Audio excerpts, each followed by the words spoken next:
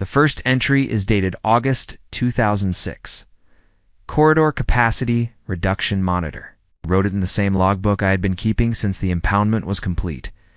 Same format my supervisor used at the State Water Authority when I was a junior. Engineer in 1966. Date, measurement, observation, permanent ink. You write what you see. You write it clearly.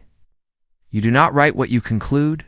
You write what the instrument shows and let the record speak. The record is needed. I designed the lake myself, filed the hydraulic analysis myself, built the dam in the summer of 1979, and watched the first fill season run through. April 1980. The permit authorized a maximum discharge of 9.4 cubic feet per second through the southern corridor, a figure I calculated from the corridor's natural geometry, measured and submitted with a 3-page supporting analysis. In 2006, a developer built 240 residential units to my south. Their crew graded the western corridor. I measured the cross-section compression from the ridge with a theodolite, walked it again with a tape, and wrote the numbers down. Corridor Capacity Reduction Monitor. 18 years later, a licensed hydrologist measured the same corridor. Current. Practical capacity, 2.7 cubic feet per second. Permitted maximum discharge from my spillway. 9.4. I submitted the Water Authority notification Monday at 9:15 a.m. Discharge date: Wednesday. Start time: 7 a.m. Rate: 9.4 CFS. Duration. The inspector confirmed the permit current and within authorization at 9:45 a.m. He was parked on the county road shoulder by noon. Field notebook open, recording corridor elevation readings. At 30-minute intervals, he was still there when the HOA called emergency services at 2:45. The dispatcher routed the call to him directly, he told them. Permitted discharge. Authorized parameters. No water authority violation. No applicable emergency action under state permit law. I opened the gate at 7:02 a.m. I closed it at 9 p.m. 14 hours, exactly as filed. I wrote the closing time in the logbook, noted the gate position sealed, and walked back up the north ridge to the farmhouse. The lake had always been mine. I simply kept the records to prove it. Real quick before we start, where are you watching from? Hit like, hit subscribe, and let's get into this story. The bull had been there longer than anyone in the Voss family had owned the land. It sat at the southern end of the 680-acre parcel, a natural depression where the terrain dropped away from the timber ridge in a long, gradual slope, and then fell more sharply into a basin roughly a quarter-mile across, fed by 3 seasonal drainages that came off the ridge from the east, the northeast, and the north. In wet years, the basin held standing water from February through May. In dry years, it held mud and red grass, and the particular silence of a place that is shaped for water and waiting for it. Harlan's father had walked down into it twice that. He could recall once to retrieve a steer that had gotten into the cattails, once to look at the outlet drainage after a hard March rain, and had concluded that it was not useful land. He had run cattle on the upland sections, cut timber from the eastern ridge on a sustainable rotation, and left the bowl to do what it had always done: collect water and release it slowly through the natural corridor that ran south toward the county road. The Voss family had acquired the 680 acres in the summer of 1947, when Harlan was 4 years old, and the transaction was his father's business entirely. The deed was a straightforward conveyance, fie simple. No reservations, no easements, no conditions on use. The parcel boundary ran along 2 county roads on its northern and western edges, along a surveyed line on the east, and along the top of a low drainage divide on the south that separated the Voss property from the farmland below. The bowl and its drainage corridor fell entirely within that boundary. They had always fallen entirely within that boundary. This was not a complicated fact. It was the kind of fact that a deed makes plain in 2 sentences, and that requires no further argument once the document is in hand. Harlan had grown up on the property and left it for the first time at 18 to study civil engineering at the State University.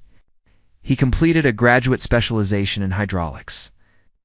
joined the State Water Authority as a junior engineer in 1966, and spent the next 13 years doing the work that water engineers do, assessing drainage systems, reviewing permit applications, writing capacity analyses for impoundments and diversion structures across the state's agricultural and timber districts.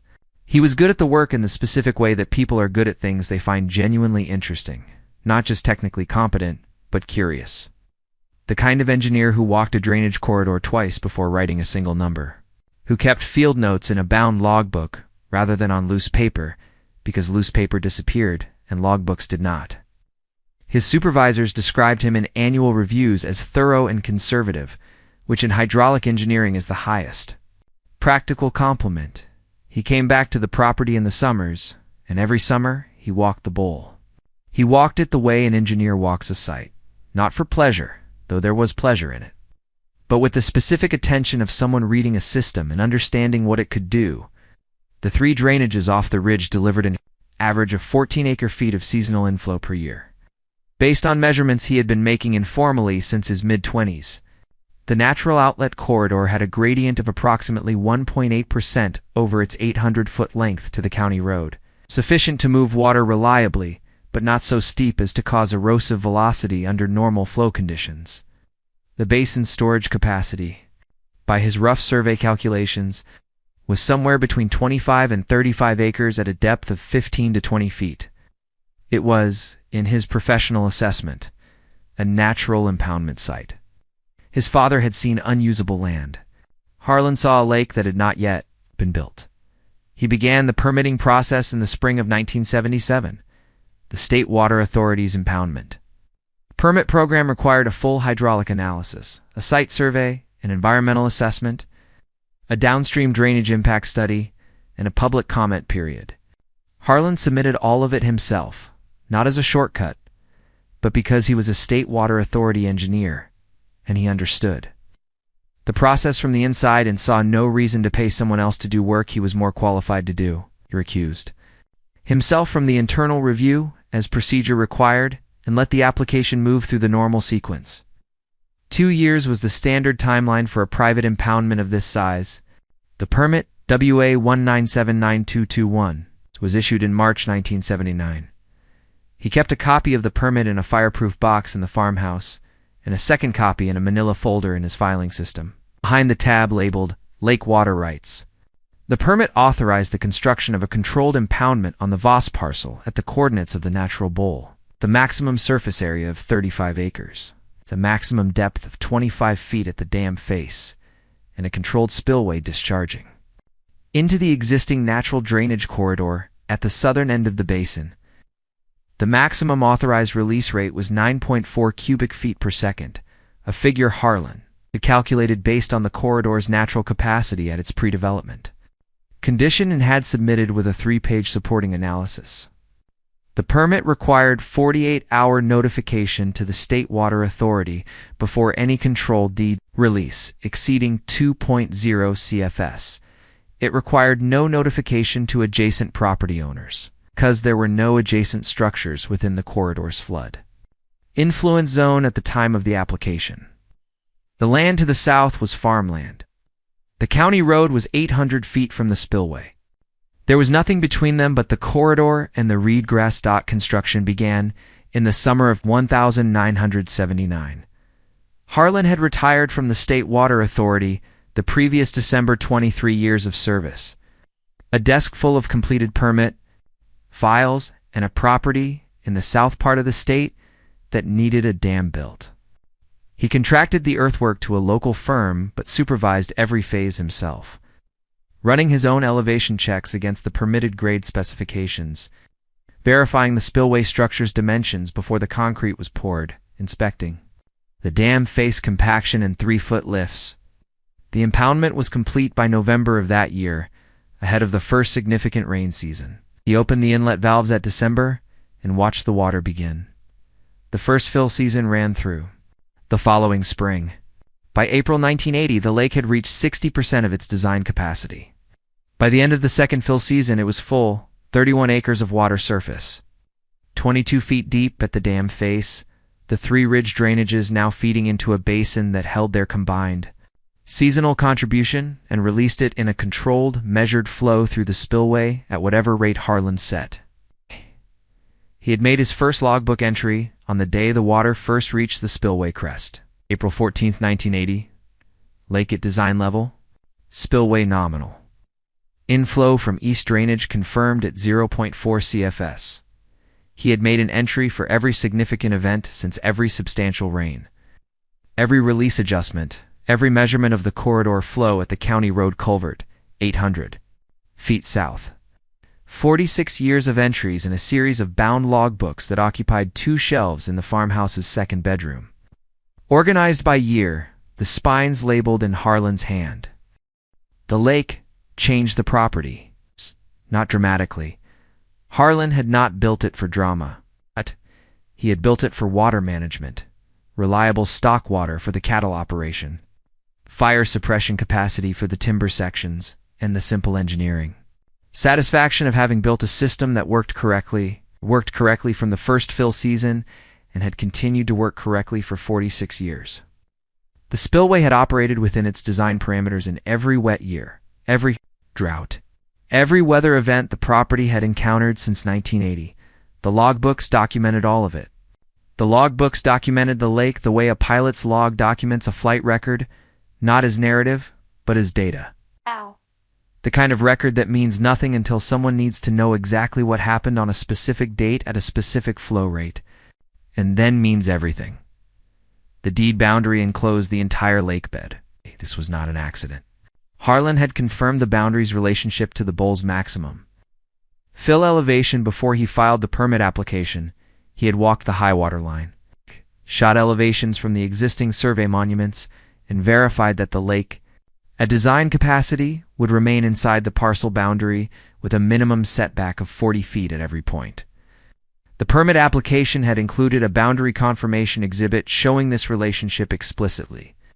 The deed said what the deed, he said. The lake was inside it. He had been managing it alone since his wife passed in 2011.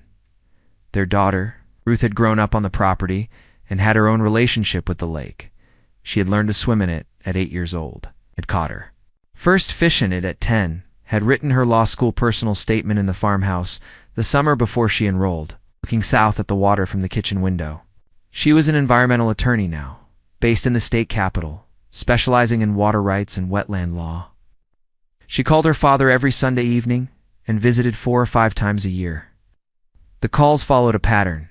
She asked about the cattle, the timber, the weather, the lake level, and whether he was eating properly. He answered all 4 questions honestly and asked about her cases.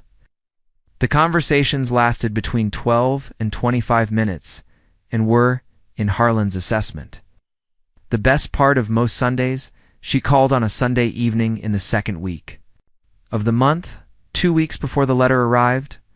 The call ran its usual course: cattle, timber, weather, lake level. He told her the level was nominal. Spring inflow had been slightly above the 10-year average.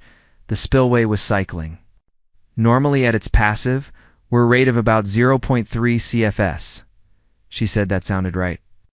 Then, before he changed the subject, he mentioned the dock situation the way a man mentions something that has been in his peripheral vision. It's long enough that it comes out without specific intention. Not as a complaint, not as an alarm, just as a fact he had been carrying and happened to set down. He said the HOA down the south end had added a second kayak rack to their launch platform. He had seen it from the ridge that morning. Said they had also repainted the dock. He said the dock was on his property, as it had always been, and the launch platform was on his property, as it had always been, and the swim buoys marking their roped area were anchored in his lake bed, as they had always been. He said he had told them so in 2006 and again in 2008, and nothing had changed. Ruth was quiet for a moment. Then she asked if he had heard anything from the board recently. He said not yet, but he had a feeling. She said she would drive up the following month to look at the files. He said that was fine. He told her the guest room was made up. She said she knew it was always made up. He said goodnight. He set the phone on the kitchen table and looked south through the window at the lake. The surface flat and dark in the evening, the spillway running its quiet, passive discharge into the corridor below. The dock was visible at the eastern shore, even in this light, a darker line against the water. 40 feet of fixed pier sitting on Harlan's private lake bed without a recorded instrument, without a lease, without a single document authorizing its presence. It had been there for 16 years. He opened his logbook to the current page and wrote the date and the lake level and the passive discharge rate and one additional line. Ruth call, Doc noted. Filed under observation. Then he closed the logbook and went to bed. The letter was 2 weeks away. The Lakeview Terrace development permit was filed with the county in January 2006, and Harlan knew about it before the first piece of equipment arrived on site. He had seen the notice in the county's weekly permit digest. He subscribed to it the way farmers subscribe to weather reports. Not because every entry was relevant, but because the relevant ones mattered enough to justify reading all the others. The parcel being developed was the farmland south of his property. 340 acres of former row crop ground that had been sold out of the Metcalf family estate the previous year. He had known the Metcalf land his entire life. He knew its drainage. He knew how it sat relative to his corridor. He drove the boundary road the week the permit was posted and looked at the site plan drawings displayed on the county's public notice board outside the permit office. The development proposed 240 units in a mixed cabin and cottage configuration, with the 80 units fronting the eastern edge of the site, positioned to face north toward the Voss property. The site plan included a notation in the upper right corner of the drainage sheet, printed in a font smaller than the rest of the document, that Harlan read twice to be certain he had read it correctly. Adjacent recreational water feature. Public access pending county park dedication, Voss Lake. He read the parcel boundary line on the same sheet. The boundary line placed the lake entirely within the Voss deed. The notation described a park dedication that had not happened. He wrote the permit number in his logbook that evening and drove home. Construction began in the spring of 2006. Harlan watched it from the North Ridge with a pair of field binoculars he kept on the porch for exactly this kind. The same binoculars he used to check the spillway condition during high water events. The same ones his daughter had used as a child to watch the herons that worked the eastern shallows in the evening. What he watched that spring and summer was not the cabin framing or the road grading or the utility trenching, though all of that was visible from the ridge. What he watched was the drainage. The developer's crew graded the site in 2 phases. The first phase established the road network and cabin pad elevations, which required moving significant volumes of soil from the site's higher western margin toward its lower eastern section. This was standard practice for a sloped development site and unremarkable in itself. The second phase was what Harlan watched most carefully, the grading along the western boundary, where the site's drainage had historically sheeted toward the natural corridor that ran along the property line before continuing south toward the county road. The developer's crew cut a new swale along the western boundary road, redirecting to minor surface drainages that had previously dispersed across the site's upper section into a concentrated outfall at the corridor's northern entry point. They also graded the western boundary itself, a long, shallow cut that reduced the corridor's cross-section at the property line by compressing its eastern bank inward by approximately 8 feet. Harlan measured the compression from the ridge. Using his survey instrument, an old theodolite he kept calibrated out of habit, and confirmed it against the pre-construction aerial photographs he had pulled from the county assessor's archive. The corridor's natural width at the western boundary had been approximately 28 feet. After the developers grading it, was approximately 20 feet at the narrowest point, with the bank slope altered from its natural angle to a steeper, less stable profile. He wrote the measurements in his logbook on a Tuesday evening in August 2006, added the developer's permit number beside the entry, and wrote one sentence below the measurements. Corridor capacity reduction monitor. He did not file a complaint. He was not required to. The grading was within the developer's permitted site work. The capacity reduction, while hydraulically significant to anyone who understood the numbers, was not a violation of any ordinance that Harlan could cite at that time. It was documenting, not litigating. It spent 23 years at the State Water Authority watching situations develop slowly, and reach a critical point long after the initial conditions were established. He knew the difference between the moment when something happens and the moment when it matters. He wrote it in the logbook and continued monitoring. He wrote his first letter to the developer in September 2006, 3 months after the site plans. Park dedication notation had appeared in the public record without a corresponding dedication filing. He had checked the county records in June, July, and August. No dedication. He wrote to the developer's project manager, a company called Ridgeline Development Group, operating address in the county seat, and stated 4 things in plain language. Voss Lake was private property under deed and water permit, WA 1979-221. The lake was not a public recreational feature and had never been dedicated to public use. No access right of any kind had been granted to the development or its future residents. And the park dedication notation in the site plan did not create a property right and would not become one by virtue of its continued presence in a county permit file. Requested written acknowledgement that the notation would be corrected or withdrawn. The response came 3 weeks. Later on, Ridgeline letterhead. It cited the county park dedication language in the site plan, stated that the company was pursuing the dedication process in coordination with the county parks department, and assured Harlan that the matter would be resolved through proper channels before the development opened. Harlan checked the county records the week after receiving the letter. No dedication process had been initiated with the county parks department. He filed the response behind his letter in the lake folder and wrote in his logbook, "Developer response. Received. Dedication process claimed, not confirmed by county record. Continue monitoring, the cabins sold quickly." Lakeview Terrace opened in late 2007, and by the spring of 2008, all 80 lakefront units were occupied. The marketing materials that had accompanied each cabin sale included a rendering of Voss Lake as seen from the eastern shore, the water blue, and still, with a notation at the bottom of the page, lake access included with lakefront cabin purchase. Harlan had obtained one of these marketing packets from a county real estate office in early 2008 when the Lakeview Terrace development did not appear without warning.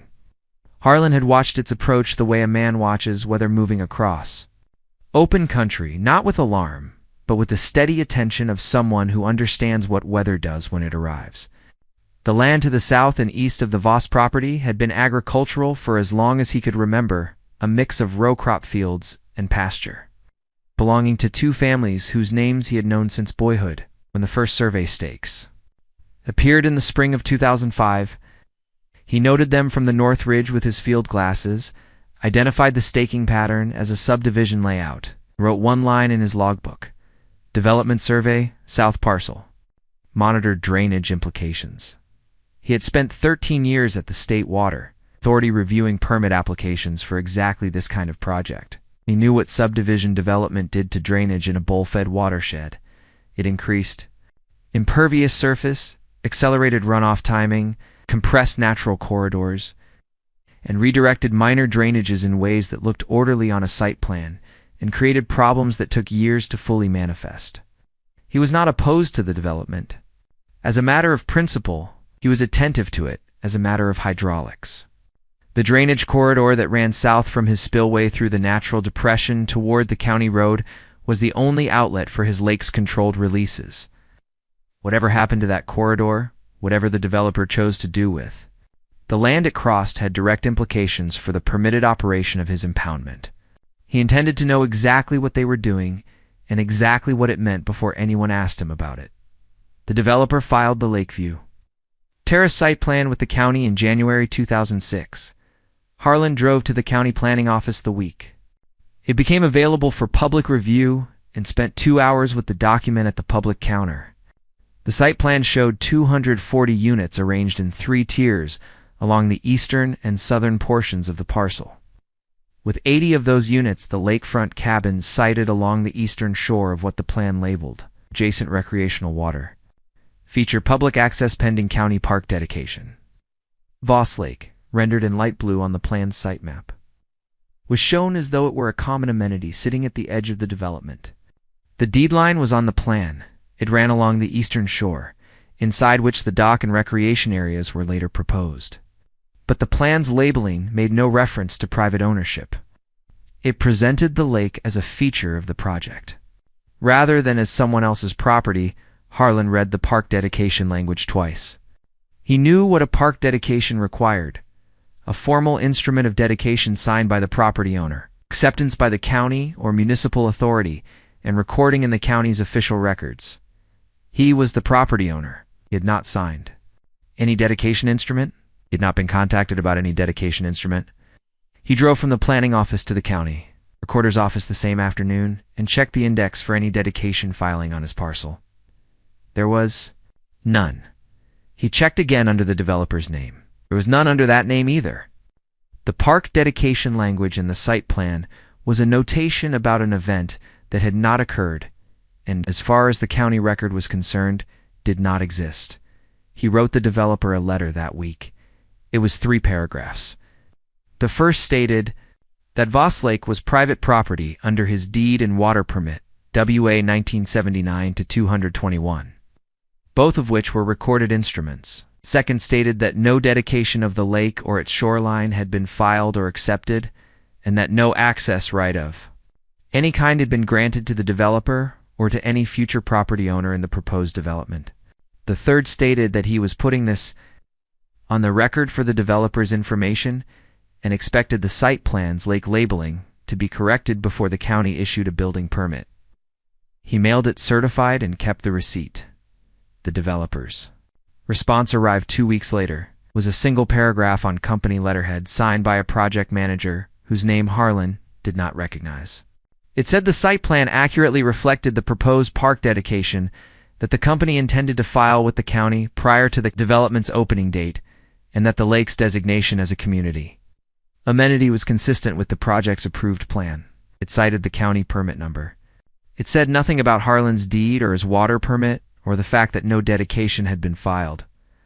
Harlan checked the county record again the week the response arrived. Yes, no dedication. He wrote the date in his logbook, noted the developer's response, and added one line: dedication claim unsupported by county record. File maintained, construction proceeded through.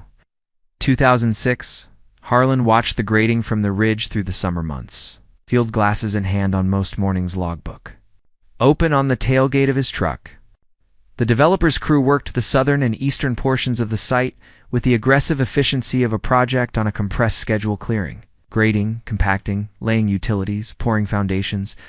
On 3 separate occasions, in July and August, Harlan watched heavy equipment work the land adjacent to the drainage corridor along the western boundary of the site. They were not building on the corridor; it fell outside the development's footprint, but they were grading the land beside it. And the grading altered the corridor's relationship to the surrounding terrain in a way that a hydraulic engineer could see clearly and that a site plan reviewer working from drawings would not necessarily catch.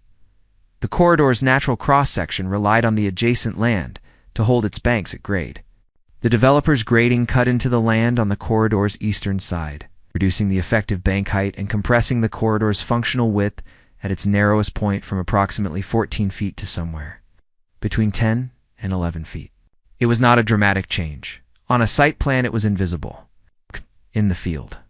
To a man who had measured the corridor's natural dimensions and submitted those measurements to the State Water Authority as part of his permit application, was a reduction that mattered not catastrophically under normal operating conditions, but significantly under any condition that pushed the corridor toward its capacity limits. He wrote the developer's county permit number in his logbook that August, below his measurements of the altered cross-section. Then he wrote, corridor capacity reduction. Monitor. The development opened in the spring of 2007, the 80 lakefront. Cabins sold quickly. The marketing materials had featured the lake prominently. Photographs of the eastern shore at sunrise. The water still and reflective under the tree canopy.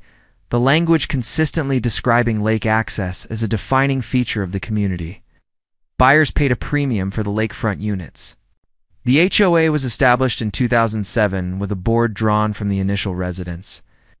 And by the summer of 2008, the board had approved a dock installation project, a 40-foot fixed pier extending from the eastern shore out into the water to docks.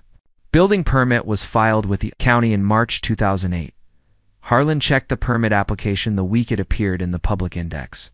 The application described the dock site as HOA common area and listed the property address as the Lakeview Terrace development address. It did not reference the VOS deed. It did not reference water permit WA 1979221. It did not include any documentation of an access right or ownership interest in the lake bed. The county issued the building permit in April. The dock was installed in June, extending 40 feet from the eastern shore into water that was Harlan's by deed and by permit and by 46 years of continuous documented ownership, Harlan wrote. The HOA a letter in July 2008. It was structured the same way as his 2006 letter to the developer. 3 paragraphs, plain language, certified mail. The first stated that the dock had been installed on his private property without his consent, and without a recorded access right. The second stated that the water permit WAA 1979221 vested management and control of the lake in him as the permit holder, and that no structure could be placed in the impoundment without his authorization. The third stated that he expected the board to respond in writing with either a recorded instrument establishing their access right or an acknowledgement that no such right existed and a timeline for dock removal. The HOA's response arrived. 3 weeks later, it cited the county park dedication language from the 2006 site plan. It said the lake had been designated a community amenity in the approved development plan and that the dock was consistent with that designation. Oh, really? It did not attach a recorded dedication instrument because no recorded dedication instrument existed. Harlan checked the county record the same week. Still no dedication.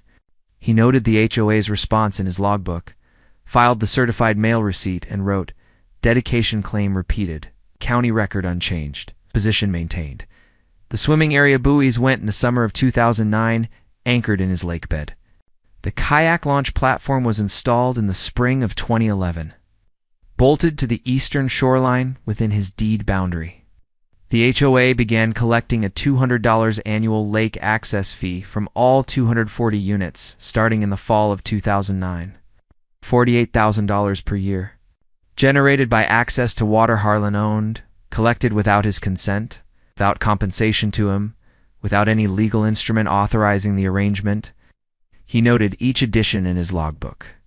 He did not write to the HOA again after 2008, not because his position had changed, but because the record of his objection was already established, and repeating it without new legal action would not alter the situation. He was waiting for the moment when the situation required something more than a letter. Cora Fielding moved into one of the lakefront cabins in 2012 and joined the HOA board in 2015. She became board president in 2018 after running on a platform of protecting property values and defending community amenities. She was organized, confident, accustomed to managing complex transactions.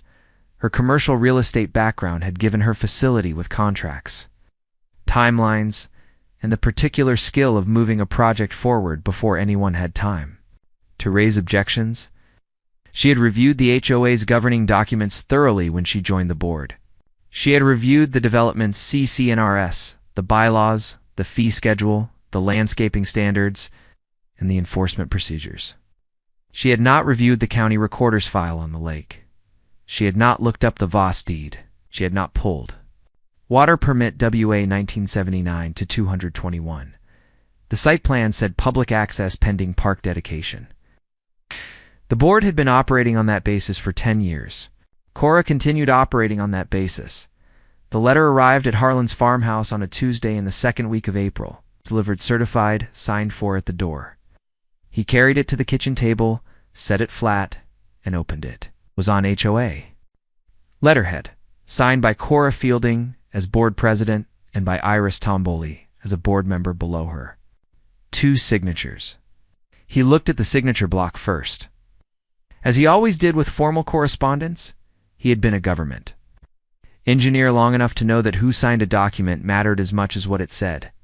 He read the letter once. Slowly, it was 3 paragraphs. The first described the board's ongoing commitment to maintaining community amenities and improving recreational access for Lakeview Terrace residents. The second stated the board's specific demands. Harlan was required to lower Voss Lake's water level by 3 feet from its current elevation to improve shoreline access for cabin residents, and to install a secondary boat launch ramp on the lake's north shore at his own expense within 60 days. The third cited the HOA's established recreational rights over the lake as the basis for these demands, and stated that failure to comply would require the board to pursue enforcement action to protect the community's access interests. Established recreational rights. He read the phrase twice. Then he looked at the bottom of the letter for a citation, a recorded instrument number, an easement reference, a deed exhibit. There was nothing. The phrase stood alone, unsupported, 3 words asserting a legal status that had no corresponding document in the county record. He set the letter on the table beside his coffee cup and looked at it for a long moment. He picked up his phone and called Ruth. She answered on the second ring. He said, "The letter arrived." She asked what it said. He read her the demand paragraph: lower the lake 3 feet, install a ramp, 60 days, established recreational rights. She was quiet for a moment. Then she said, "Does she cite a recorded instrument?" He said no. Ruth said she would drive up Saturday. He said the guest room was made up. He set the phone down and opened his logbook to a new page. He wrote the date, the letter's key demands, and the signature block. Then he wrote, "No recorded instrument. Cited county record status, unchanged. Ruth arriving Saturday. Legal review to follow." He closed the logbook and looked south through the kitchen window at the lake. The dock was visible at the eastern shore, the swim buoys bobbing at the edge of the roped area, the kayak launch platform, sitting on his shoreline in the morning light. 16 years of installation, 16 years of access fees, 16 years of use without a single recorded instrument authorizing any of it. And now, a letter demanding that he lower the water level and build them a ramp at his own expense, citing rights that existed nowhere in the county record. He finished his coffee. Saturday was 4 days away. Ruth arrived Saturday morning at 9:15, driving the 2-hour route from the state capitol in the same practical sedan she had driven for 6 years, a travel mug of coffee in the Q folder, and a notepad on the passenger seat. She had been making this drive her entire adult life, first from college, then from law school, then from the succession of offices and apartments that had preceded the one she occupied now. And she knew its landmarks the way you know things. You have passed so many times that they register below the level of conscious attention. The county road intersection at the base of the ridge, the timber stand on the eastern slope where the property began, the farmhouse visible from the road. As she turned onto the gravel drive, the north-facing porch catching the morning light, Harlan met her at the door with coffee already poured. They sat at the kitchen table for 20 minutes without discussing the letter. She asked about the cattle, the spring inflow numbers, the eastern drainage that had been running slightly high in March. He answered all 3 questions. Then she set her notepad on the table and said, "Show me the files." He took her to the second bedroom. The filing system occupied 2 cabinets against the north wall, 4 drawers each, the contents organized by category and year in a system that Harlan had maintained without deviation since he retired in 1979. Ruth had grown up watching him file things, receipts, permit copies, correspondence, survey records with the same discipline he applied to everything else on the property. She had found it mildly excessive as a child, and had come through her years of legal practice to understand it as the single most professionally useful habit a person could have. The file was always there. The document was always where it was supposed to be. When you needed to know what had happened on a specific date, you opened the correct drawer, and it told you. The lake folder was in the second drawer of the left cabinet. Behind the tab marked Lake Water Rights, Harlan pulled it and set it. On the small table beside the filing cabinets, Ruth opened it and began reading from the front. Water Permit WA 1979221. First, the original state-issued document. 5 pages. The permit holder identified as Harlan James Voss. The parcel described by its deed coordinates. The impoundment authorized at the specified dimensions. The maximum release rate stated as 9.4 cubic feet per second. The 48-hour notification. Requirement for controlled releases above 2.0 CFS, printed in the standard permit language on page 3. Ruth read the release rate figure and wrote it on her notepad. She read the notification requirements and wrote those too. She set the permit down and picked up the deed. The deed was a standard fee simple conveyance. The parcel boundary described in metes and bounds across 3 pages.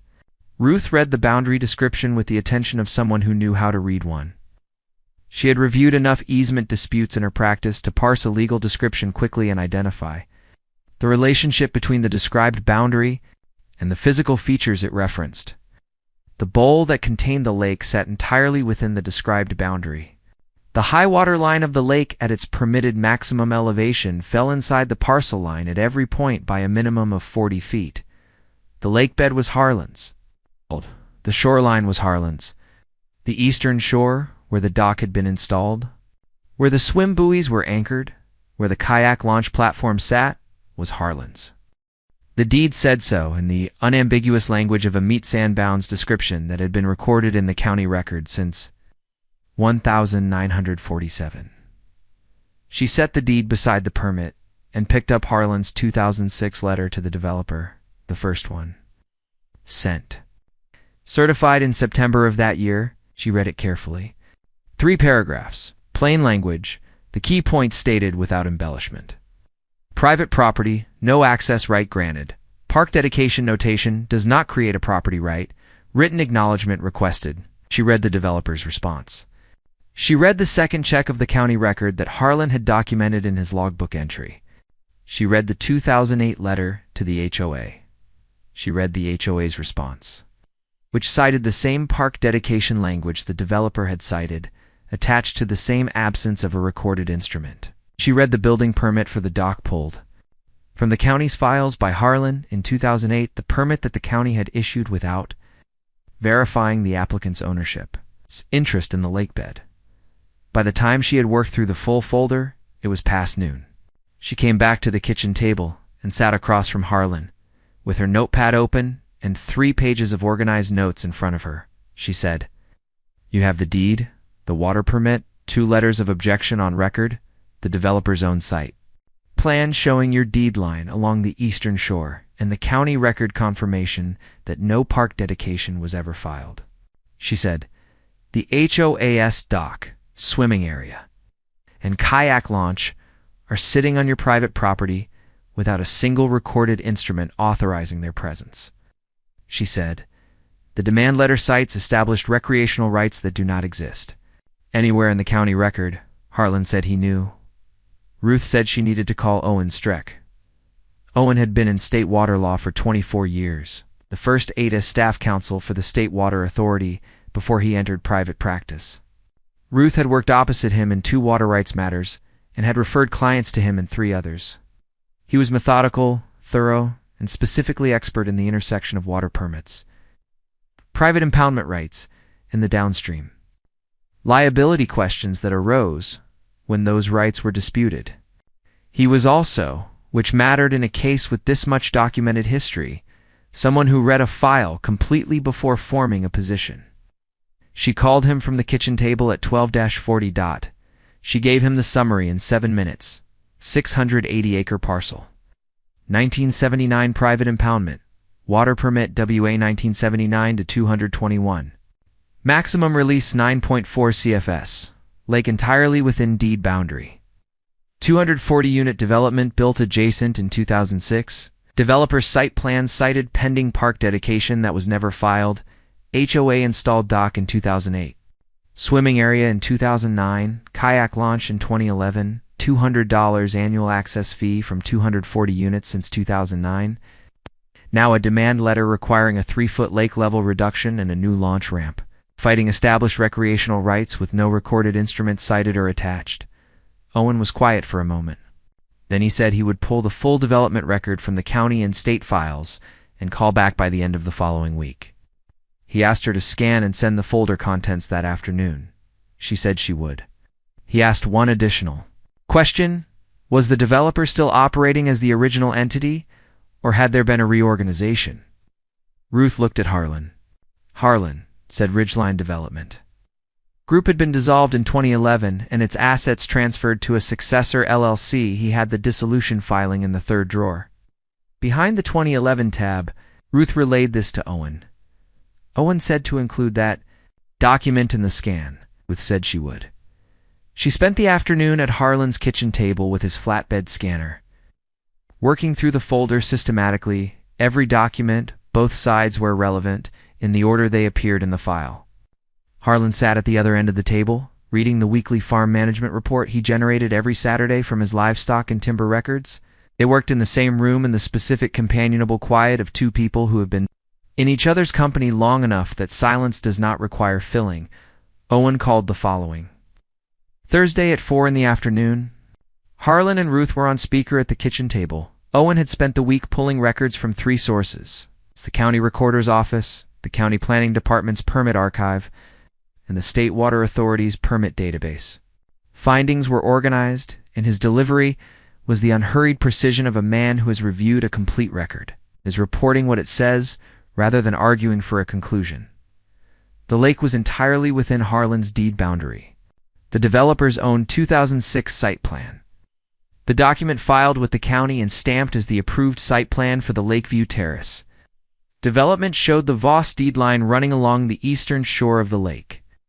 The deed line was on the developer's own drawing. The dock, installed in 2008, extended from a point on the eastern shore that sat inside that deed line. The swimming area's anchor points were in the lake bed.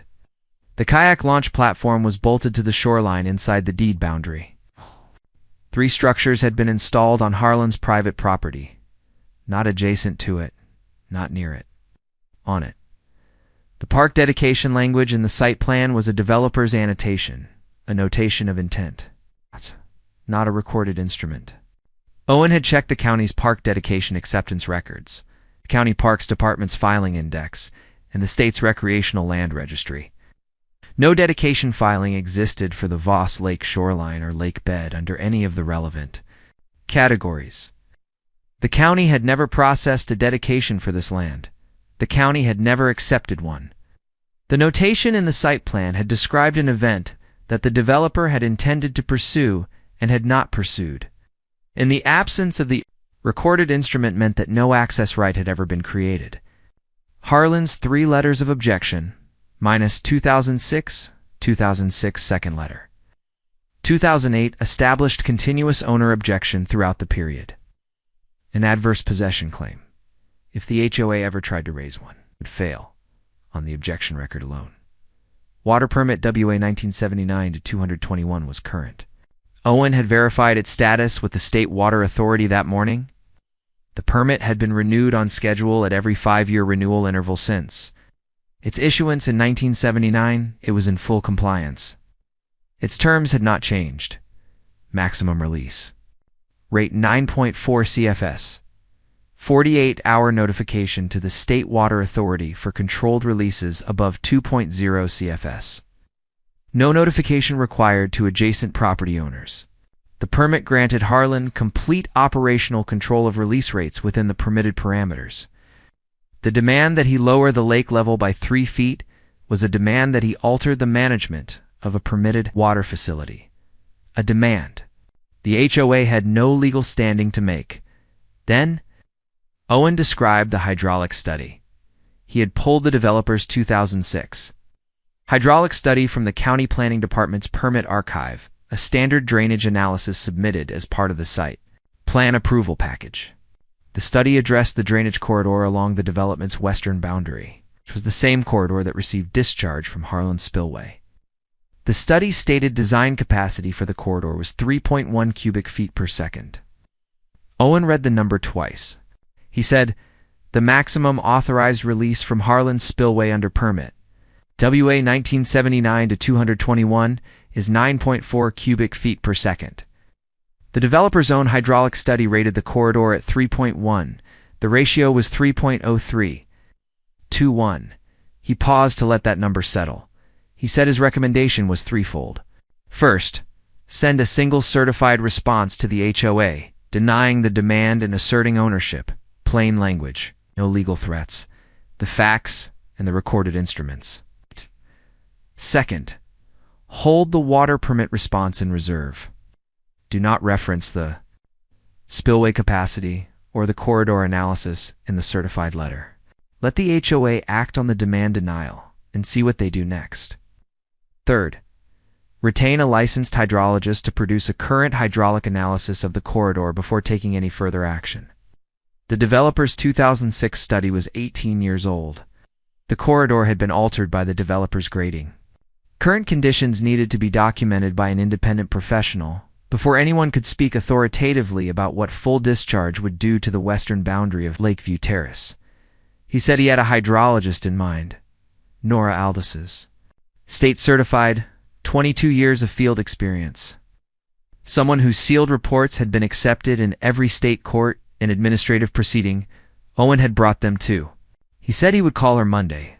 Ruth asked what the corridor analysis was for, specifically what they expected it to show. Owen said he expected it to show that the developer's 2006 grading had reduced the corridor's current practical capacity below the already inadequate 3.1 CFS figure, which would mean that full discharge under Harlan's permit rights would deliver significantly more flow to the Lakeview Terrace western boundary than the development's drainage infrastructure had been designed to handle. He said he was not recommending any action on that basis yet. He was recommending that the data exist, documented by a licensed professional with a sealed report. Before it was needed, Harlan said he understood.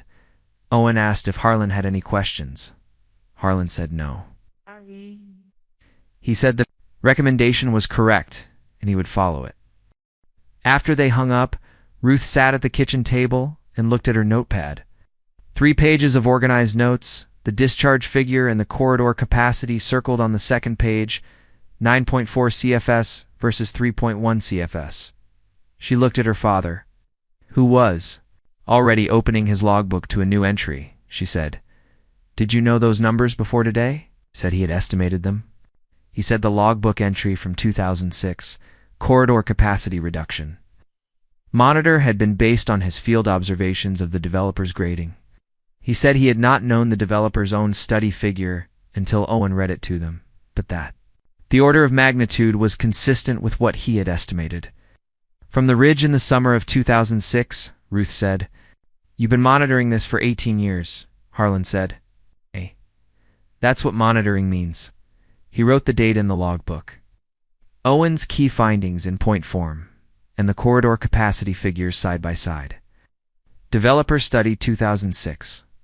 3.1 CFS permit. Maximum 9.4 CFS. Ratio 3.03 to 1. Nora Aldis is engaged for current assessment. Certified response to HOA pending. Then he closed the logbook and looked south through the kitchen window at the lake, the dock, the swim buoys, the kayak launch platform. 16 years of infrastructure on his private property, built on the basis of a dedication that had never been filed, generating $48,000 a year in access fees that had never included a cent for the man who owned the water. He made dinner. Ruth stayed through Sunday. She left Monday morning. She said she would be reachable by phone every evening and that she expected Owen to have the certified letter drafted by midweek.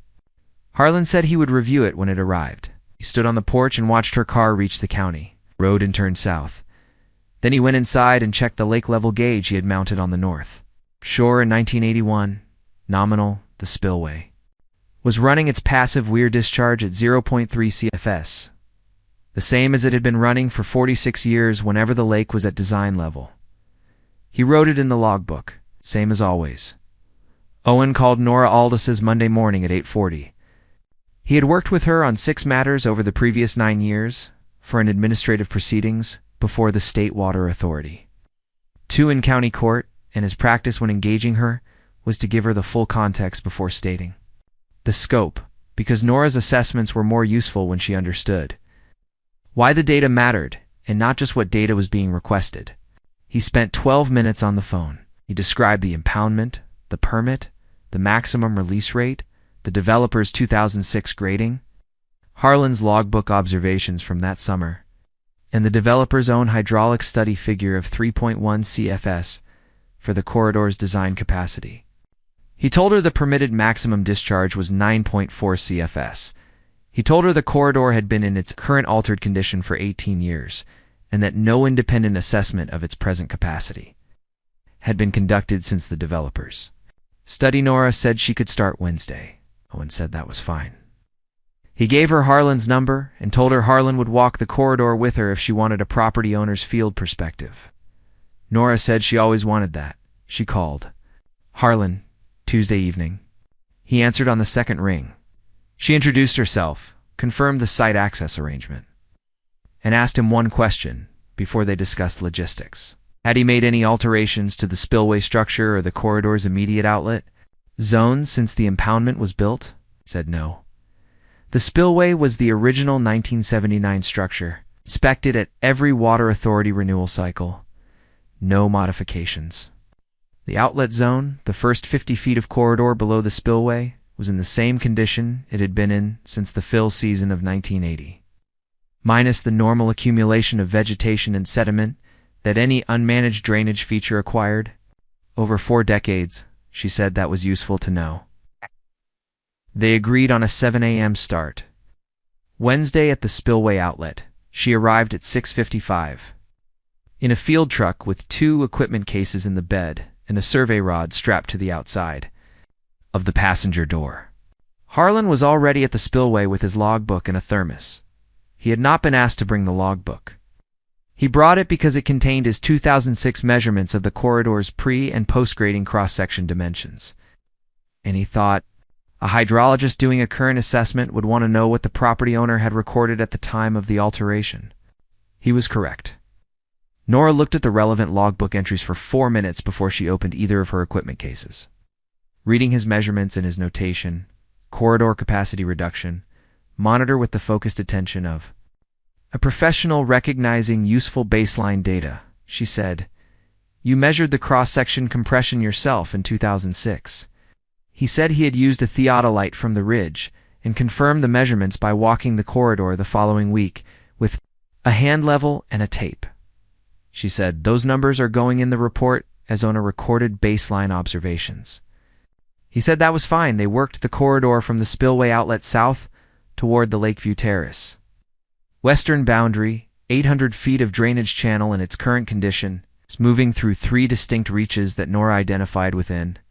The first 100 feet is the upper reach from the spillway to the point where the developer's grading had begun in 2006. The middle reach through the altered section, and the lower reach, approaching the development boundary where the corridor's character changed again as it entered the zone of the developer's constructed swale system. The upper reach was in good condition. The corridor's cross-section in the first 200 feet below the spillway was consistent with Harlan's 1979 permit application measurements. The natural channel geometry had been maintained by the combination of controlled releases at low flow rates in the absence of any adjacent land disturbance. Nora measured 12 cross-sections in the upper reach, recording channel width, bank height, Dalwig elevation, and estimated Manning's roughness coefficient for the vegetation and substrate. At each station, she photographed each station from both banks. She noted in her field book that the upper reach showed no significant change from the natural pre-development condition. The middle reach was different. The developer's 2006 grading had compressed the corridor's eastern bank beginning approximately 220 feet below the spillway and continuing for roughly 180 feet before the bank profile returned to something closer to its natural angle. In the compressed section, the eastern bank had been cut and recompacted at a slope of approximately 1.5 horizontal to 1 vertical, steeper than the natural bank, which Harlan's 1979 measurements showed at approximately 2.5 to 1. The steeper bank had not failed structurally in 18 years, which was a function of the root mass from the vegetation that had established on it, rather than any inherent stability of the cut slope itself. Nora noted this distinction carefully. A bank held by root mass rather than natural soil structure was not a permanent condition. It was a condition dependent on the continued health and density of the vegetation, which was in turn dependent on the moisture regime, which was in turn dependent on the flow rates the corridor experienced. The width reduction in the compressed section was measurable and consistent with Harlan's 2006 logbook estimates. where the natural channel had been approximately 14 feet wide at the bankful stage.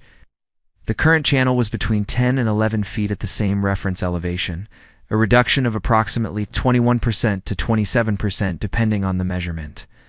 Station. The Thalweg had also migrated slightly toward the western bank in response to the eastern bank compression, creating a slight asymmetry in the channel geometry that reduced the effective hydraulic radius below what the channel width alone would suggest. Nora measured 18 cross-sections in the middle reach. She spent more time at each station than she had in the upper reach, taking multiple measurements, checking her rod readings twice, photographing from 3 angles at each station rather than 2. Halan walked behind her and did not speak. Unless she asked him something. She asked him 3 questions over the course of 2 hours in the middle reach. Where exactly the developer's equipment had been working when he observed the grading in July 2006. Whether he had noticed any bank erosion in the compressed section in the years following construction, and whether the vegetation on the eastern bank had changed character since he had begun monitoring. He answered all 3 questions precisely, citing logbook entries for the second and third. The lower reach showed a third distinct condition.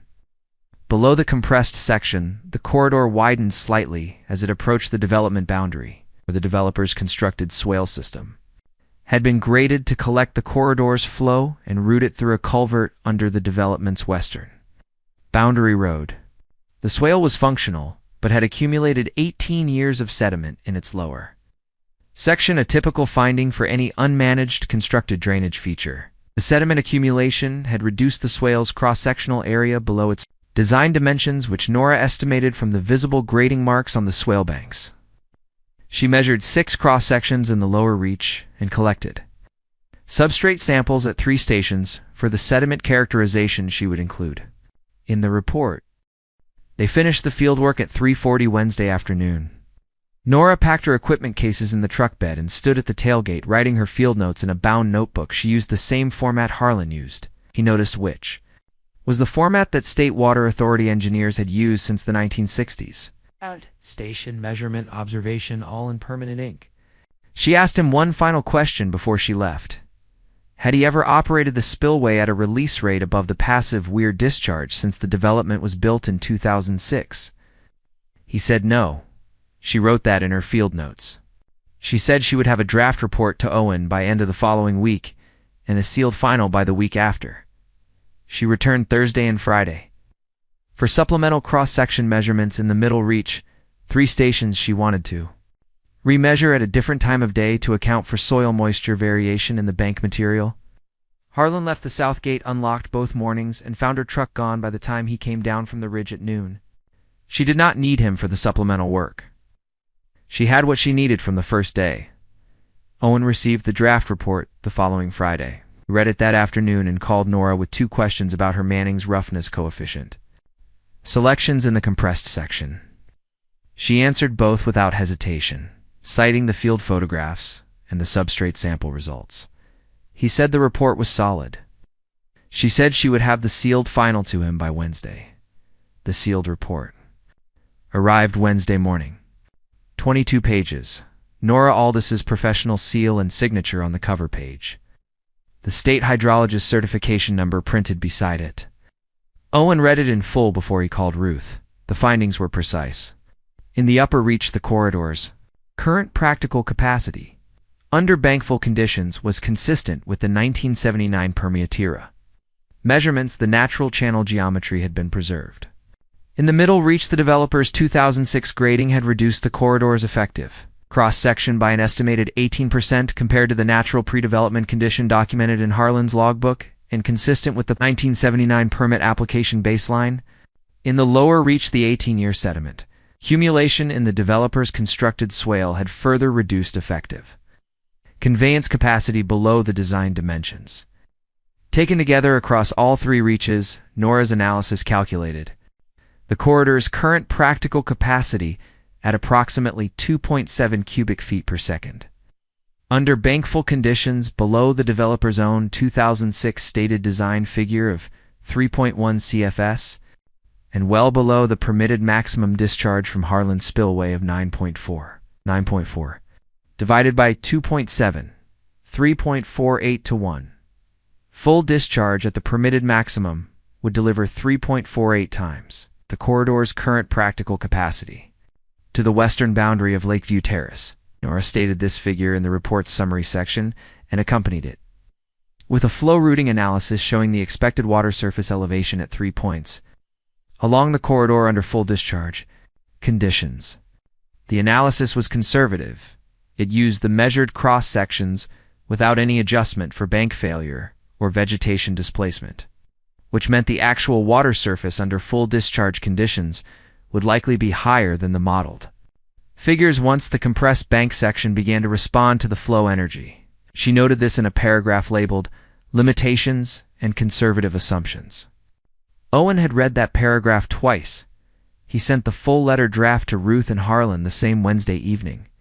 4 paragraphs, exactly as he had outlined on the Thursday conference call. He had written it in plain language, as instructed. No citations to specific legal authorities, no references to potential litigation, no mention of the water permit's discharge parameters or Nora's report. The letter stated what was true and requested what was reasonable and attached the documents that made both the truth and the request self-evident. Ruth read it Thursday morning and called Owen with 2 suggested changes, both in the 3rd paragraph, which addressed the unauthorized infrastructure. She wanted the language to be more precise about what was on whose property.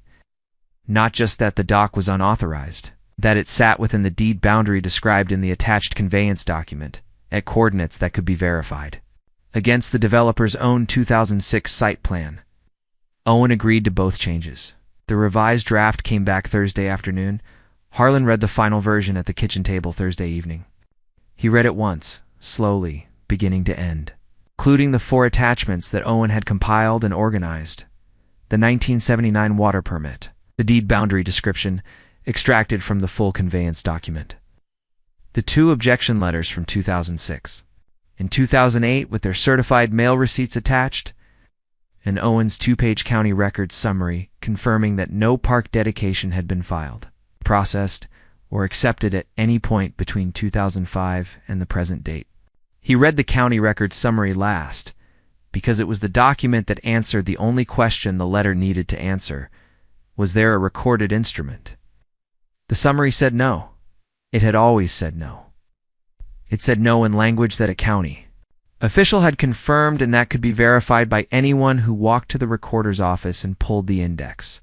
He called Owen and said the letter was ready to send. Owen asked if he had any changes. He said no. He said it was correct. He printed the letter and the 4 attachments Friday morning at 7. Folded them into the large manila envelope he had addressed the night before, and drove to the County Road post office. He mailed it certified at 7:20, signed the receipt, and put it in his shirt pocket. He drove back to the property and parked at the farmhouse. He opened his logbook at the kitchen table and wrote the Friday date at the top of a new entry. He wrote, "Certified response to HOA mailed 7:20 a.m. Attachments, WA 1979 to 221, deed boundary description. 2006-2008 subjection letters, county records summary. No recorded instrument cited by HOA. No recorded instrument exists. Nora Aldiz's report, sealed, filed, corridor capacity, 2.7 CFS current, permit maximum, 9.4 CFS. He paused, then wrote one more line, awaiting Cora Fielding's decision. He closed the logbook and looked south through the kitchen window. The lake was flat in the morning light, the surface just catching the low angle of the early sun. The dock visible at the eastern shore as it had been visible every morning for 16 years. Nora's report was in Owen's file. The corridor numbers were in the logbook. The permit was in the fireproof box. Everything that needed to be in place was in place. Now it was Cora's turn. Cora received the certified envelope Monday afternoon, signed the receipt at the door, and carried it to her kitchen table, the same table that faced north, through the sliding glass door toward the lake. The dock visible at the eastern shore, 40 feet from her property line. She opened the envelope and removed the letter and the 4 attachments. She read the first paragraph. which stated that Voss Lake was private property under deed and water permit WA 1979 to 221. Both recorded instruments, neither of which granted the HOA any access, management, or modification rights.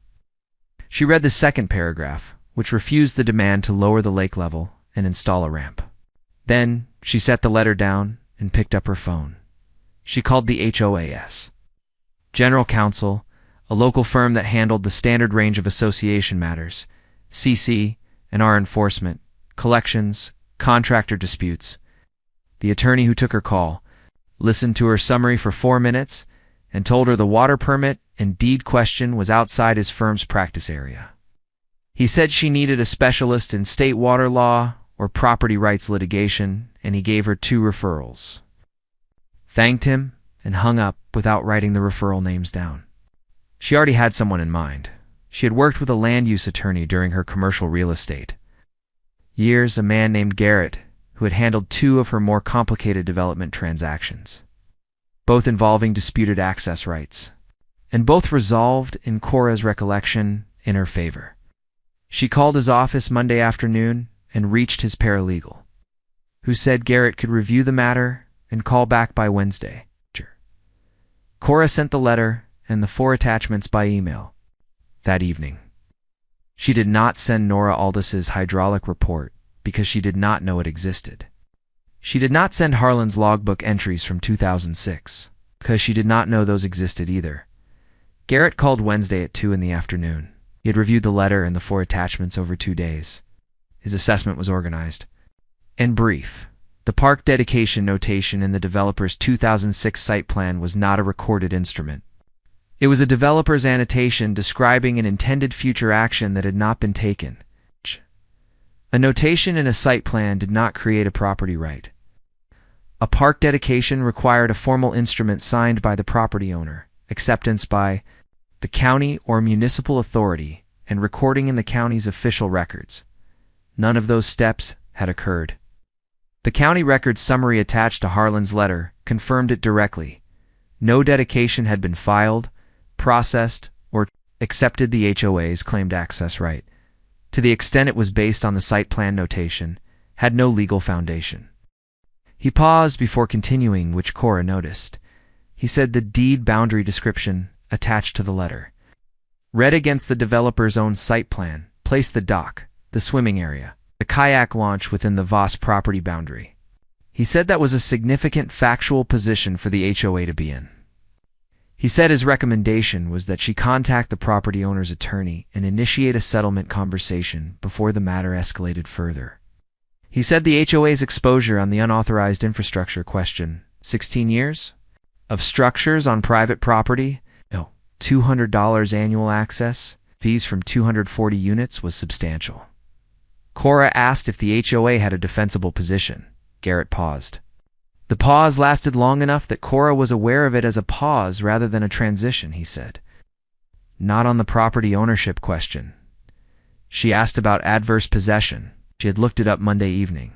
The legal theory that long-term, open, continuous use of another's property could, under certain conditions, ripen into a legal right. Garrett said adverse possession required open and hostile use, inconsistent with the owner's permission. It's continuous for the statutory period without the owner's consent and over the owner's objection.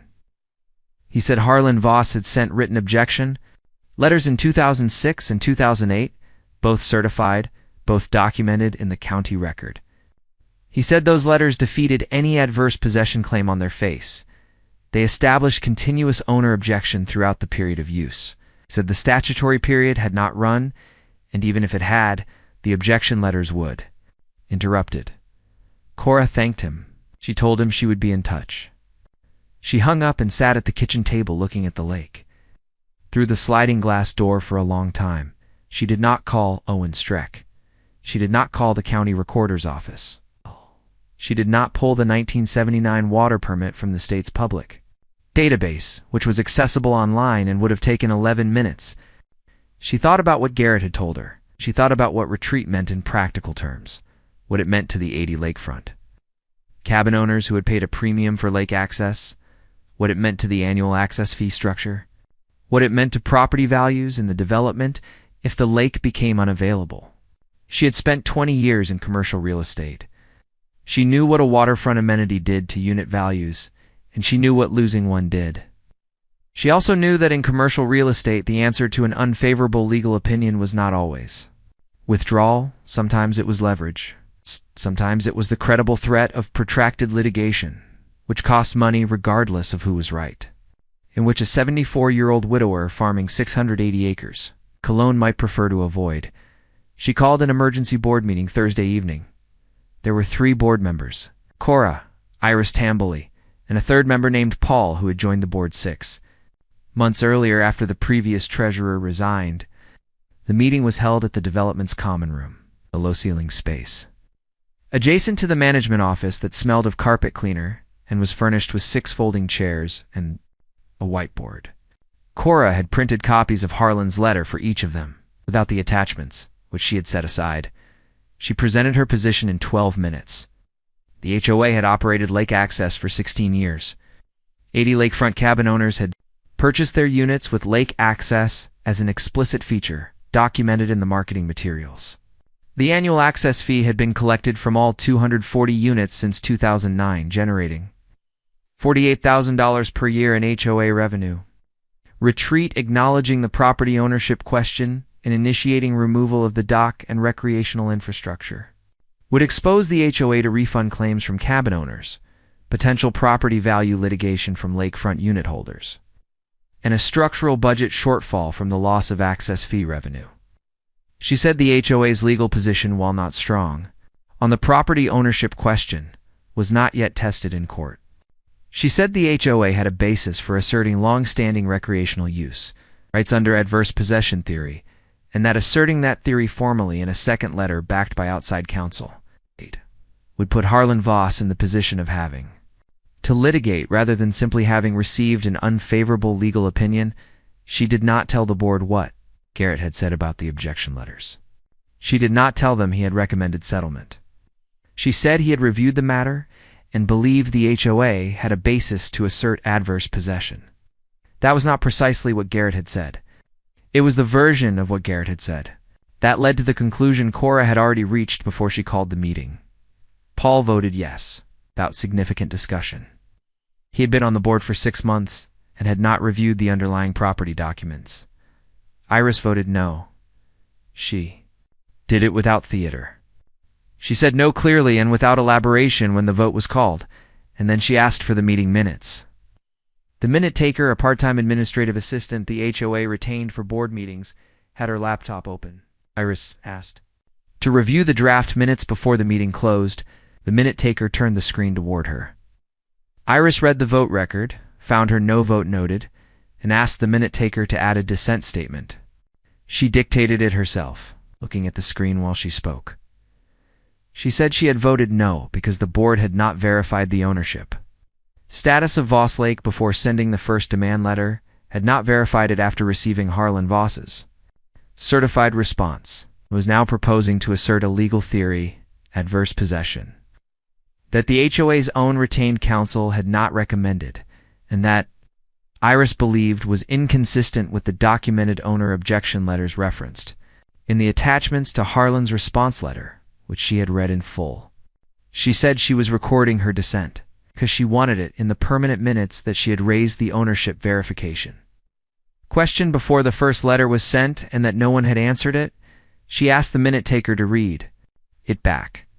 The minute taker read it back. Iris confirmed it was accurate. She asked that it be dated with the meeting date and time. The minute taker added the date and time. Iris saved a screenshot of the screen on her phone before the meeting closed. Then she asked Cora directly, in the same even tone she had used. For the dissent, before the first letter went out, I asked whether anyone had checked if the lake was actually HOA property. What was your answer? Cora said she had relied on the site plan. Iris wrote that in the margin of her printed copy of the meeting agenda, dated it, and put it in her bag.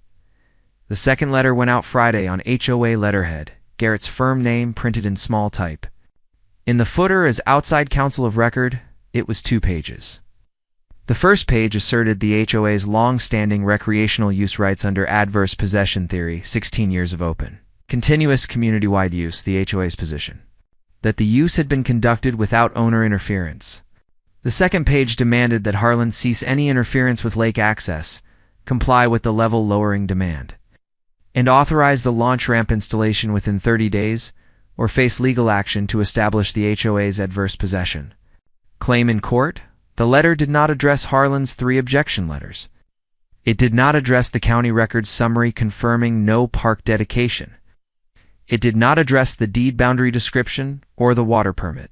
It asserted the adverse possession theory and stated the 30-day deadline and left everything else unaddressed, as though the documents attached to Harlan's certified response had not arrived in an envelope that Cora had signed for on Monday. Harlan received it Saturday morning. He retrieved it from the mailbox at the end of the gravel drive, stood at the mailbox, and read both pages. He read the adverse possession language carefully, the specific claim that 16 years of open and continuous use had been conducted without owner interference. He thought about the 3 letters: the 2006 letter to the developer, the second 2006 letter, the 2008 letter to the HOA, all 3 certified, all 3 in the county record, all 3 stating plainly that the lake was private property and that no access right had been granted.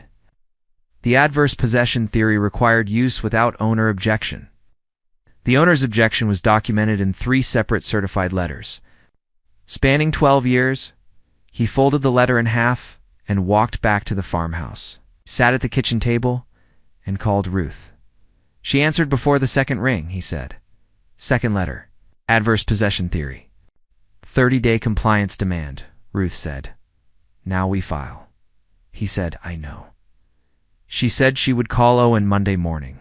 He said he had already expected that. She asked how he was.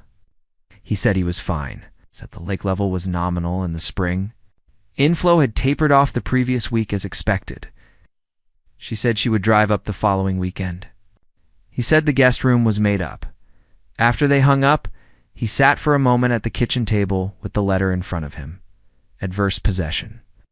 The theory required open and hostile use, inconsistent with the owner's permission, without the owner's consent over the owner's objection. He had 3 certified letters establishing his objection. The HOA's letter did not mention them. Whether Cora had not read his attachments carefully enough to understand their legal significance, or she had read them and chosen to proceed anyway. He opened his logbook to a new page. He wrote the Saturday date at the top. He wrote second letter received. Adverse possession theory asserted. Demand refused. 3 objection letters on record. 2006 by 2.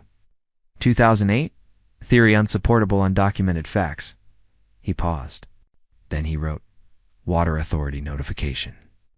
Pending. He closed the logbook and looked south through the kitchen window at the lake, the dock, the swim buoys, the kayak launch platform. The eastern shore sitting inside his deed boundary in the Saturday morning light, exactly where it had always been, exactly where the permit and the deed said it was. 30 days. Cora had given him 30 days. He did not need 30 days. Owen filed at 9:10 Monday morning. 44 pages, 3 tracks, 8 exhibits. The complaint named Cora personally, the HOA as an entity, and the developer's successor LLC. Track. 1 documented 16 years of unauthorized structures on Harlan's private lakebed dock. Swimming area kayak launch without easement, without compensation, without a single recorded instrument. Track 2 addressed the demand letters. Unlawful interference with a state-permitted water management facility. Track 3 was the sharpest section and the shortest. The adverse possession claim in the second letter was frivolous on its face. Defeated by 3 certified objection letters spanning 12 years, all in the county record, all predating and running through the entire period of claimed use. Exhibit H sat at the end of the exhibit stack without editorial comment. The developer's own 2006 hydraulic study showing 3.1 CFS corridor capacity, beside Nora's sealed report, showing 2.7 CFS current capacity. Outside Harlan's permitted maximum of 9.4 CFS.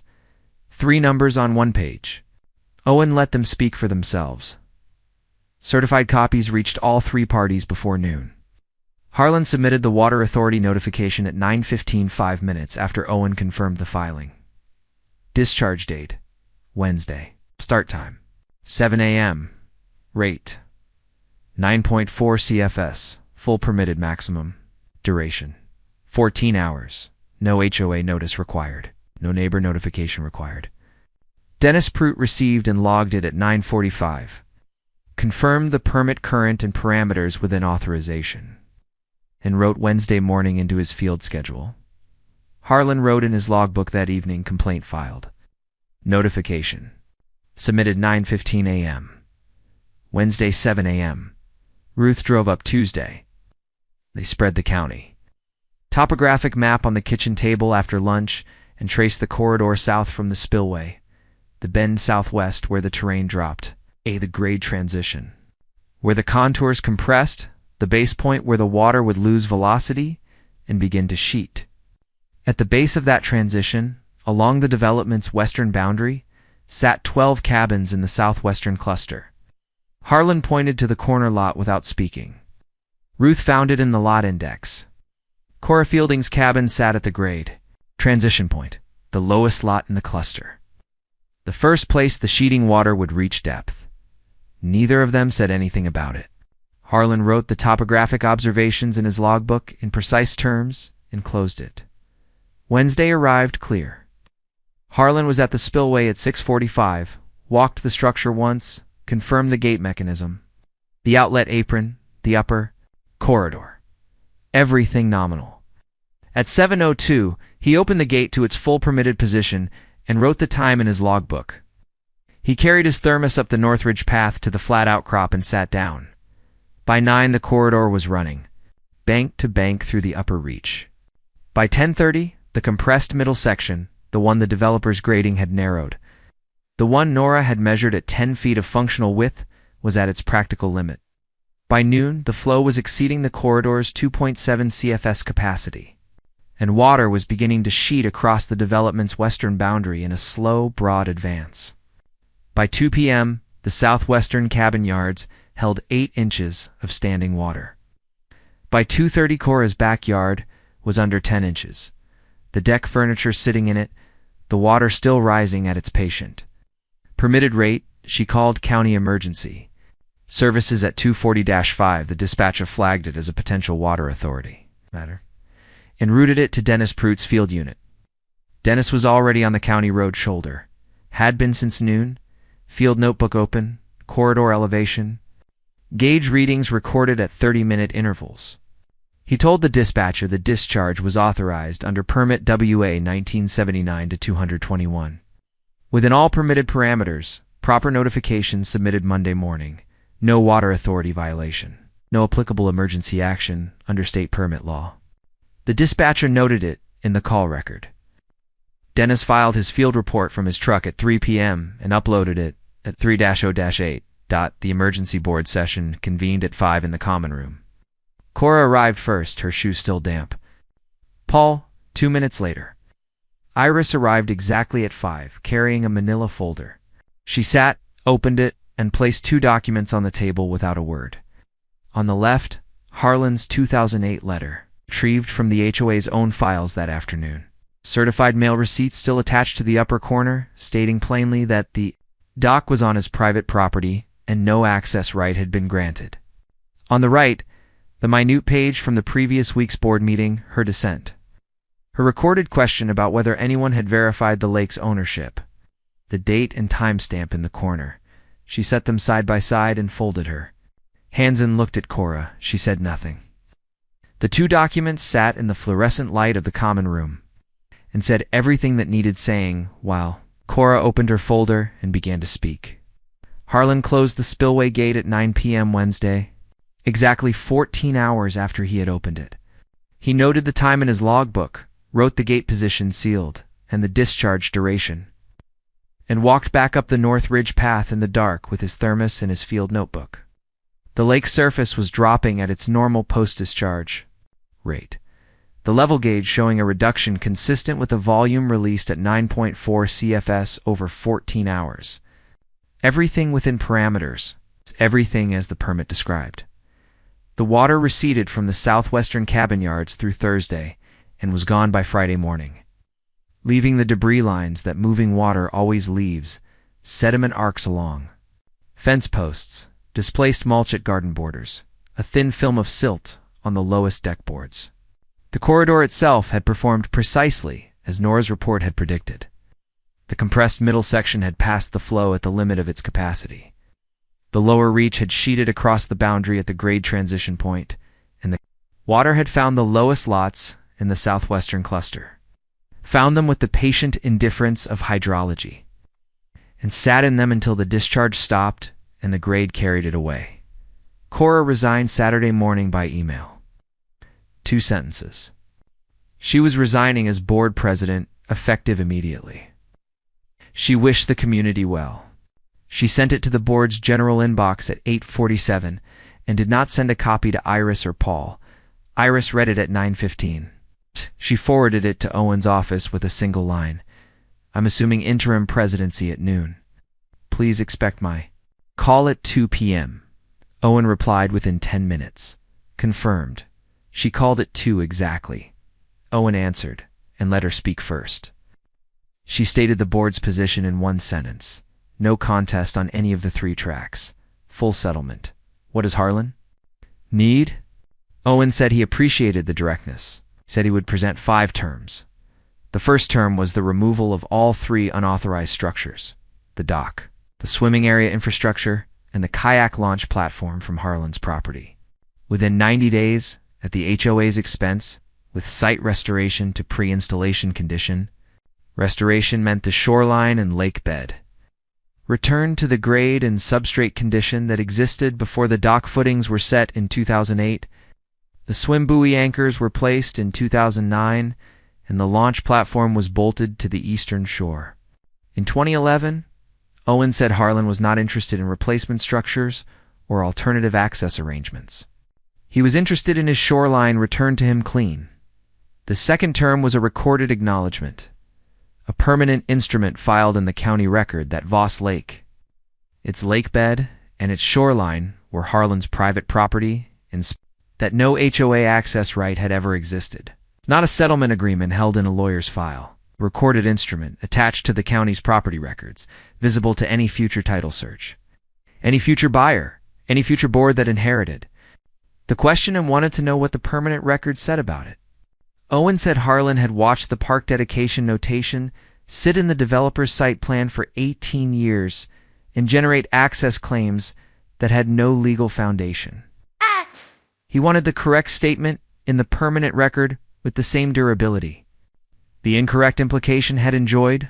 The third term involved the developer's successor, LLC. 16 years of access fees from 240 units at $200 per year, $768,000. In aggregate had been collected on the basis of access to Harlan's Lake. Without a recorded instrument and without compensation to him, the LLC's successor liability exposure for the developer's false park dedication notation was the origin of the entire chain.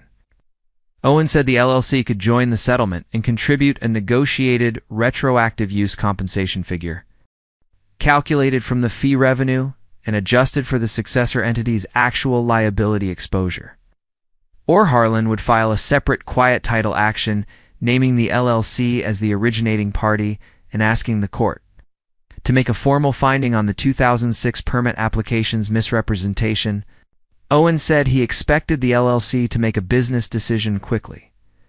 The fourth term was a permanent recorded instrument confirming Harlan's full rights underwater permit, WA 19792-221, and containing the HOA's formal acknowledgement that any future spillway discharge within the permit's authorized parameters was not subject to HOA objection, complaint, or legal challenge. Owen said this term was non-negotiable. Harlan had operated a permitted water management facility on his own property for 46 years. The permit was current. Its parameters were documented.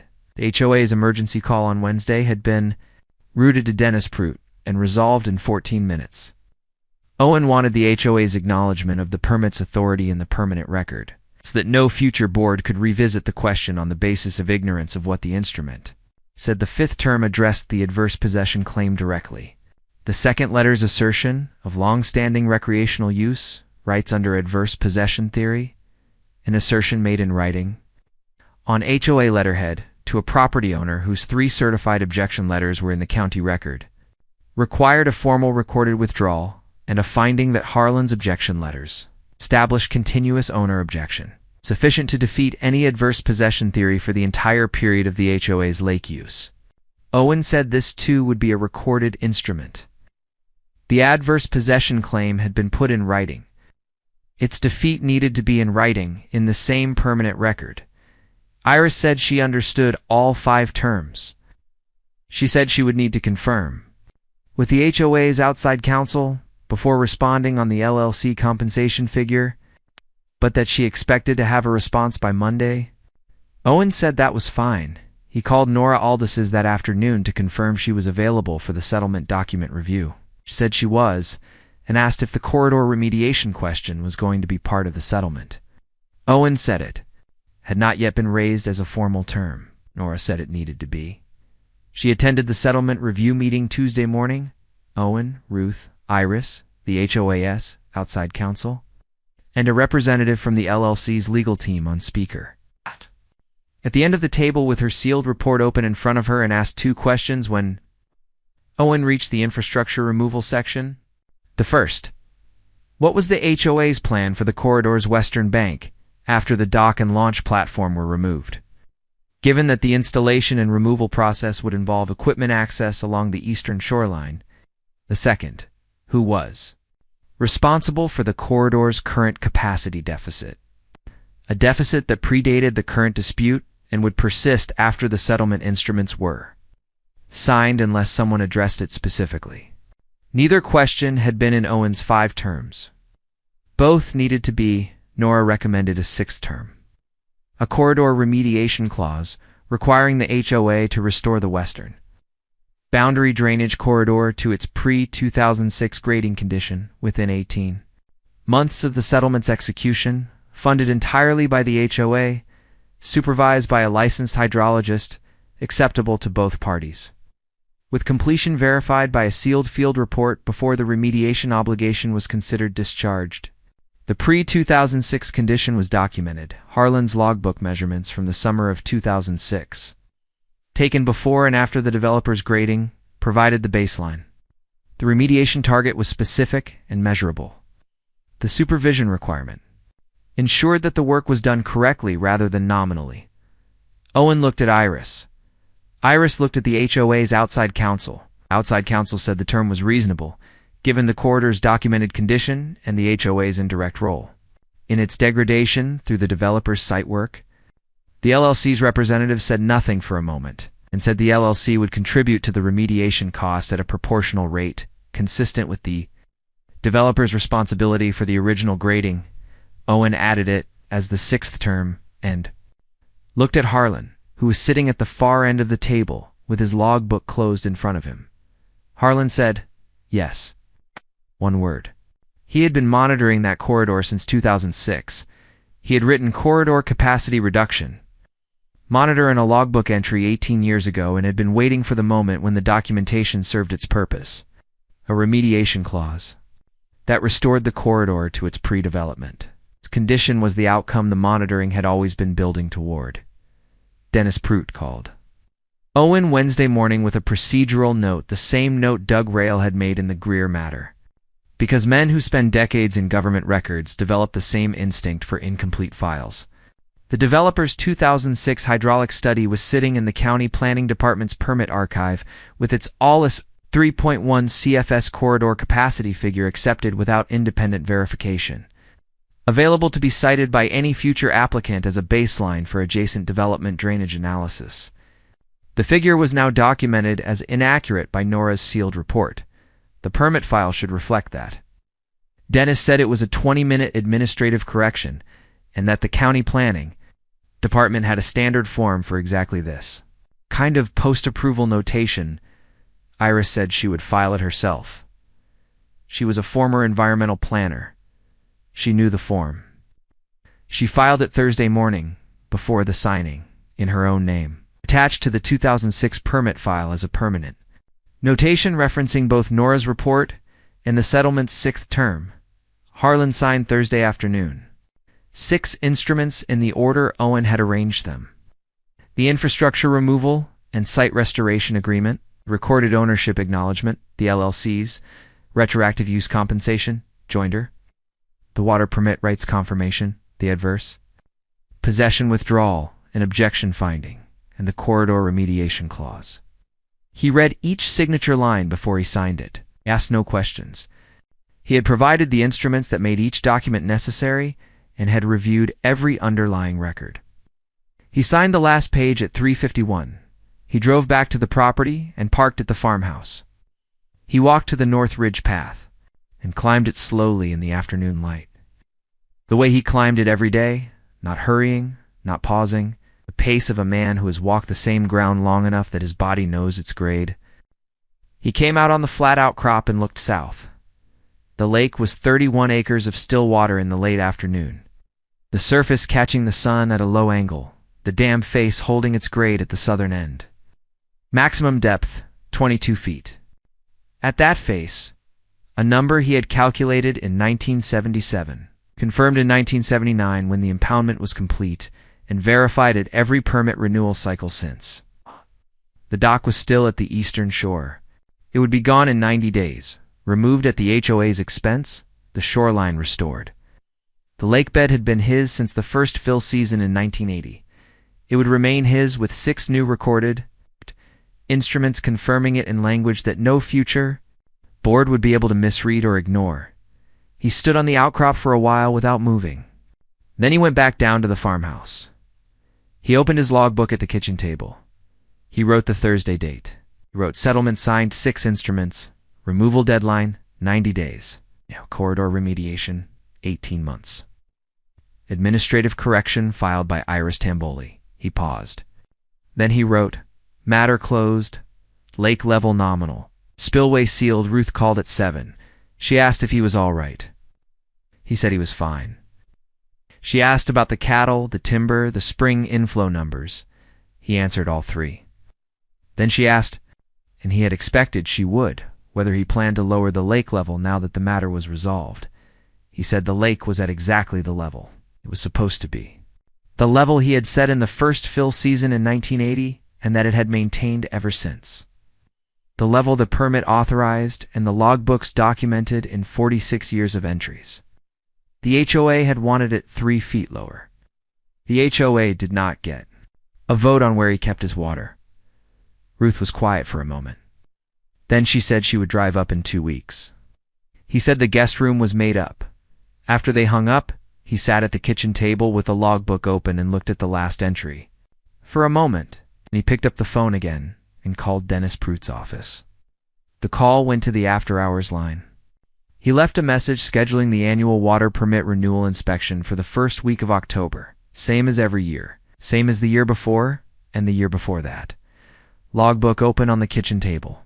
Permit documents in the fireproof box, 46 years of entries available for review. He hung up, closed the logbook, turned off the kitchen light, and went to bed. Outside, the lake held its level in the dark 31 acres. 22 feet deep at the dam face, the spillway. Sealed, the passive weir running its quiet 0.3 CFS into the corridor below. The same rate it had run every night since 1980. The same lake his permit described. The same water, on the same land, under the same recorded instrument. It had always been his. He had simply kept the records to prove it.